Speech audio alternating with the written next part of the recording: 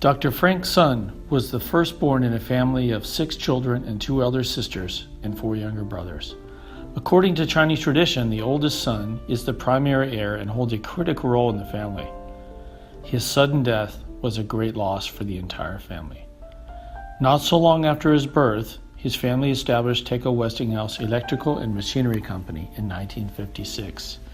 Now, Teco is a top 500 company and a leader in the world of electronics. Frank enjoyed a happy married life. These pictures were among the last taken of Frank and his children.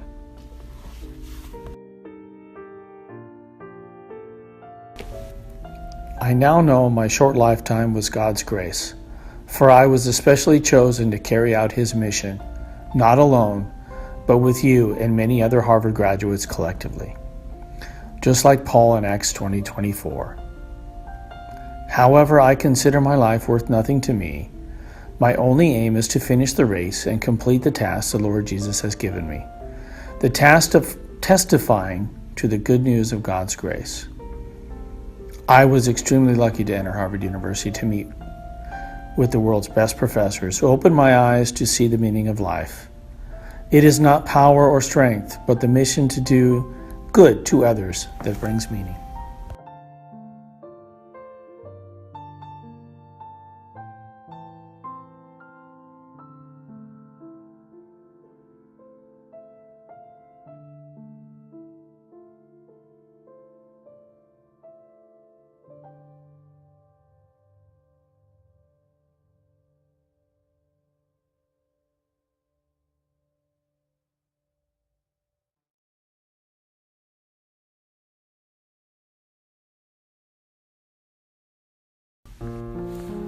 After receiving his degree in maternal and child health, Dr. Frank acquired the knowledge of family planning and maternal and infant health.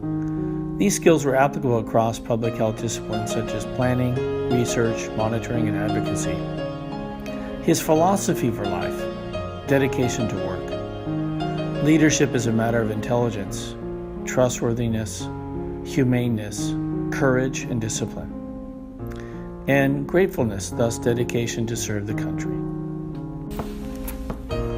Shuili is located in the middle of Taiwan in a mountainous area of Nantou. This area is mainly inhabited by the Aboriginal peoples of Taiwan.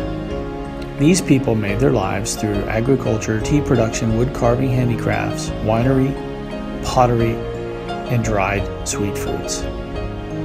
In the region is the famous snake kiln, where people burn timber to heat the kiln for pottery production. Unfortunately, with the downfall of the economy in Shuili, the ceramic vats and vegetable potteries made in the snake kiln were replaced by durable plastics. This long drawn-out economic recession brought the district of Nantou to the verge of bankruptcy. The snake kiln owner, Mr. Lin Guolong, was worried about the outcome of his pottery factory. Dr. Fang Sun suggested him to protect the cultural heritage of the snake kiln and transform the factory into a tourist attraction. In 2008, this snake kiln was registered under the protection of the World Cultural and Natural Heritage UNESCO. This is a great success story of the cultural sustainability of the Shuili community. The industrialization brought prosperity again to the Nantou district. The major contribution led to this and the establishment of the Mingtan Water Dam and its hydroelectric power plant in Shuili. The chief engineer of the project, Mr. Peng Hui Sun, told us it was a small thing and not to talk too much about it. To our surprise, it turned out to be the sole environmentally friendly clean energy plant in Taiwan and is ranked 9th in the world among pump storage hydropower plants. This humbleness is our Sun family's tradition.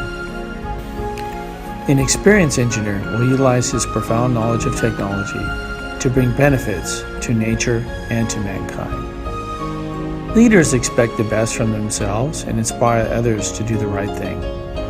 They set direction, build an inspiring vision, set priorities, and create something new.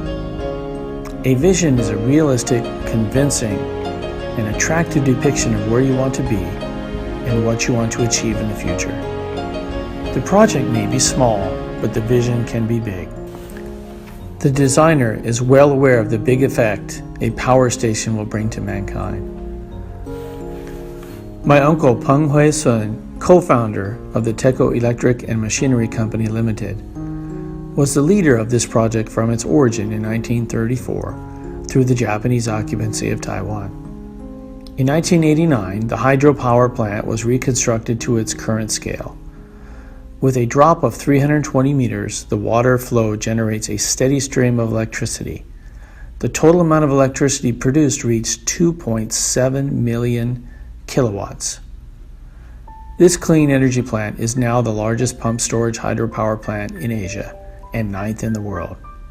Never underestimate your small contribution can make. Frank's philosophy: suffering will not be forever, and the dark tunnel is followed by the light. Keeping this perspective can change your mind and spirit. Success comes from big vision and good leadership. 31 years ago, I traveled 2 hours each day to the nearby Aboriginal villages, where I provided routine medical checkups. Not only poverty was a problem, but the public transportation was not available. Medical services and the delivery of babies were carried out by tribes in a traditional way. Although Xiangcheng Hospital was at the time the biggest in town, Shuili populations in Nantou district were underserved. To meet the needs of patients at different levels, my hospital provided maternity wards and outpatient equipped services with modern facilities. 30 years ago, Xiangcheng Hospital was the most sought-after hospital in the Nantou district, and I was the only doctor of obstetrics and gynecology. Most clinics and practices were operated by midwives and medically trained assistants. I remember Dr. Sun very well, as my first child, now 31 years old, was delivered by him. I recall the day when my husband and I traveled from distant away village to the Xiangcheng Hospital. I was very scared as the time drew near. I was afraid to die on the way. Finally, we arrived at the hospital. It was 2 a.m. in the morning. We woke up Dr. Sun, and he was very calm and helpful. You know, he had a sense of humor. He said, "Your first child will not come until lunchtime. He prefers to stay in your cozy room for a while. Why not climb up and down the staircase as a morning exercise?" I followed the instruction, and my son arrived at noon, just as Dr. Sun had said. I knew he was a graduate from Harvard University and was the best obstetric doctor in the area. Lucky for me. I came to this area in 1993 to serve Aboriginal villagers, in particular to serve as a physician and pastor. I'm able to speak the Bulong language and familiar with the culture and heritage of this tribe as well. From the elder people in the village, I have heard many positive comments about Dr. Sun. He was handsome, straightforward, and zealous to help people in need. I'm sorry to know that he passed away so young. From the standpoint of healthcare in this remote area, I can see his profession is very much needed. Child and youth healthcare mean a lot to the Aboriginal people. Young women pregnancy rates are high in this culture, and there is a need for professional services. OBGYN is badly needed in this area. If he were to have lived longer, I am sure he would have brought more harmony and health benefits to many families and female patients.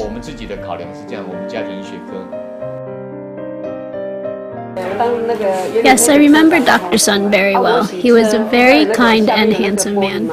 30 years ago, I was a conductor on the bus traveling between Taichung and Shuili. I'm a native of Bulong, and I can speak the language and Mandarin.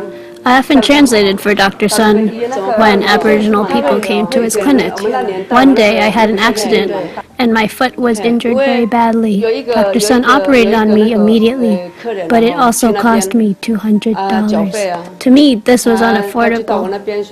He was very generous, and for me and many other patients, he was able to work out a payment plan for each of us, depending on the financial situation of our family.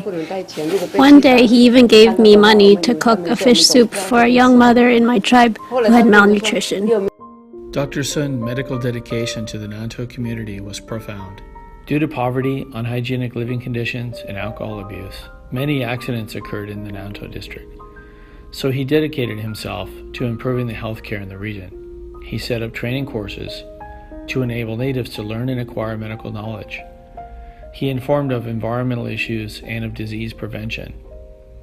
Frequent visits to care for families with small children and women who happen to be pregnant was his regular routine. He provided health and hygienic information booklets, treated cases of depression, osteoporosis, cancer, TB, and to ensure consultation and prevention services were available to those who needed it. My name is Saurong. I'm from the Bulong tribe, and I'm just a medical helper in this practice. I did not have a chance to receive higher education as I had to help my family household and raise my siblings. I used to help out in a restaurant and cut pineapples. I worked in a weaving company for a small wage and performed dancing for tourists who came to visit our tribe. It seems women do not have any value except for bearing babies. So I was very happy to come to work for Dr. Lin's clinic, where I have learned to help people. It would have been very good to have the chance to learn under Dr. Sun's guidance to acquire knowledge of maternal and child care to establish self-esteem and respect for others. I am sure a healthy mother will have a happy child and a happy family life.